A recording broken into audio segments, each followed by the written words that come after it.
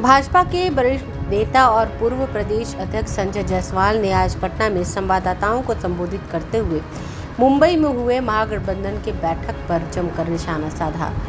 उन्होंने कहा कि इंडिया का घमंडिया गठबंधन हुआ है। 2 दिन में 3 कॉमन मिनिमम प्रोग्राम बने हैं, जिनमें कहा गया है कि हम में से कोई भी पीएम बनेगा और जो भी भ्रष्टाचार करेगा उसमें छूट होगी। यहाँ तक कि सबके परिवार में ईडी और सीबीआई के केस है, उसे समाप्त करना होगा, ये निर्णय लिया गया है। तीसरा था सबके बैंक खाते बंद कराने का सवाल लालू प्रसाद का।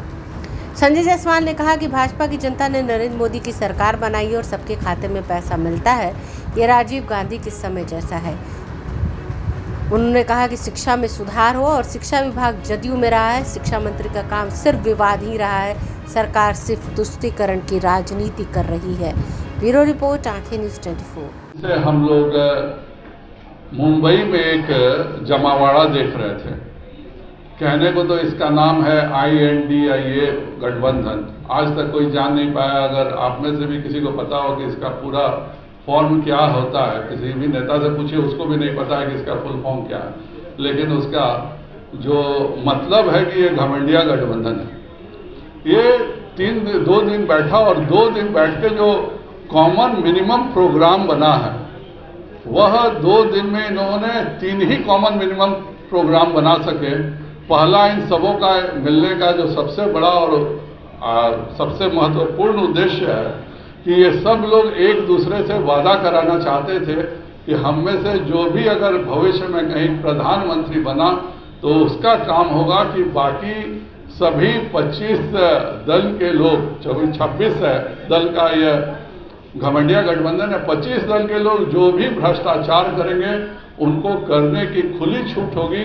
जैसा कि मनमोहन सिंह के जमाने में होता था। कोई मनमोहन सिंह जी से भ्रष्टाचार में पूछता था तो कहते थे कि गठबंधन की बहुत मजबूरियां हैं, यह कहते निकल जाते थे।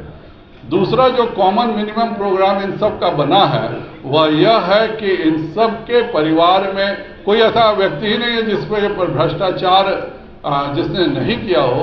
तो इनके जो ईडी और सीबीआई के केस हैं, जो भी सीएमपी में प्रधानमंत्री बनेगा उसका काम रहेगा कि सभी ईडी और सीबीआई के हम पर जो जांच चल रही है, जो हमारे खिलाफ कार्रवाई हो रही है, वह सब समाप्त करना होगा। और तीसरा इनका जो उद्देश्य है, जिसको हमारे राजद के राष्ट्रीय अध्यक्ष जी ने भी वहां बोला कि सबके बैंक खाते ये बंद करा देंगे। इनको बहुत अखरता है कि कैसे नरेंद्र मोदी जी 26 लाख करोड़ रुपया गरीबों के खाते में अभी तक दे चुके हैं। इनको यही ख्वाब आता है कि अगर ये 26 लाख करोड़ रुपया अगर मोदी जी गरीबों के खाते में नहीं दिए होते तो ये सरकारी अफसरों से बंटवा के हम हजारों करोड़ इसमें से वसूले होते। और यह दर्द हम लोगों ने देखा कि जब बिहार के जो खाता खुलवाए हैं, अगर खाता खुलवा के ईमानदारी से पैसा रखते तो ये 10,000 करोड़ के चारा घोटाला में नहीं फंसते। और कल भी उसके खिलाफ सजा हो रही है। तो इनका उन्होंने तीसरा खुल के बोल दिया कि जो खाता खुला ये सब बंद कर देंगे, पर यह उन्होंने नहीं बोला कि जो पैसा गरीबों को मिल रहा है वह सारा पैसा सरकारी अफसरों के माध्यम से बंटवाया जाएगा। कुल मिला के 2 दिन मुंबई में 500 रुपया का मिनरल वाटर प्रति बोतल पी करके यही 3 नतीजा निकला। इसके अलावा क्या निकला वो कोई चीज तय नहीं हो पाई है। भारतीय जनता पार्टी का स्पष्ट मानना है कि भारत की जनता ने पूर्ण बहुमत के साथ नरेंद्र मोदी जी की सरकार बनाई है और इसी कारण गरीबों को इतने कल्याणकारी योजनाएं उनके सीधे खाते में जा रही हैं। अब वो राजीव गांधी वाला हाल नहीं है कि कोई कहे कि 1 रुपया हम भेजते हैं तो 15 पैसा जाता है। पूरा ये जो घमंडिया गठबंधन है उसका यही उद्देश्य है कि फिर से हम 1 रुपया भेजें तो गरीबों के पास 15 पैसा जाए, 85 पैसे हम मार लें। सऊदीया में जाकर के जरा पूछिए कि मोहम्मद साहब का कोई जन्मदिन मनता है क्या? नियम सबके लिए बराबर होने चाहिए। जब आप दूसरों को विशेष छुट्टी देते हैं, जो कि छुट्टी इस्लामिक कंट्री में भी नहीं होता है, और आप यहाँ पे जो लगातार जो छुट्टियों का दिन है, रक्षाबंधन के दिन का आप नतीजा देख लीजिए, कितने छात्र आए, कोई छात्र नहीं आया। छठ में आप स्कूल चला करके कितने छात्र बुला लीजिएगा। तो ये शिक्षा में सुधारों, मैं तो जब प्रदेश अध्यक्ष था और एनडीए की थी तब भी मैं कहता था कि ये बिहार ही है, और हमेशा से शिक्षा विभाग जदयू में रहा है, और 3 साल के ग्रेजुएशन कोर्स 6 साल करा करके ये अपना वाहवाही मानता है। आज शिक्षा विभाग वहाँ से जो गया है उनको भी काम धंधा एक ही है कि रामचरितमानस पर विवाद करना, इसके अलावा तो आज के शिक्षा मंत्री का कोई दूसरा काम नहीं है।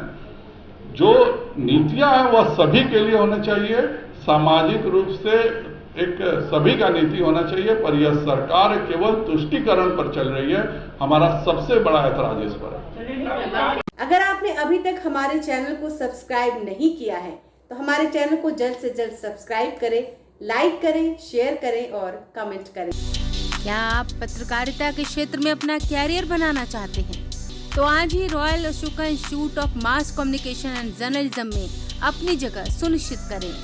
आर्यभट्ट ज्ञान विश्वविद्यालय पटना से मान्यता प्राप्त 100% प्लेसमेंट के साथ royal Ashoka institute of mass communication and journalism नामांकन जारी है। हमारा पता है DS/16 गायत्री मंदिर के समीप, कंकड़ बाग, पटना 8,20,000। आप हमें संपर्क भी कर सकते हैं। हमारा मोबाइल नंबर है 9955456126।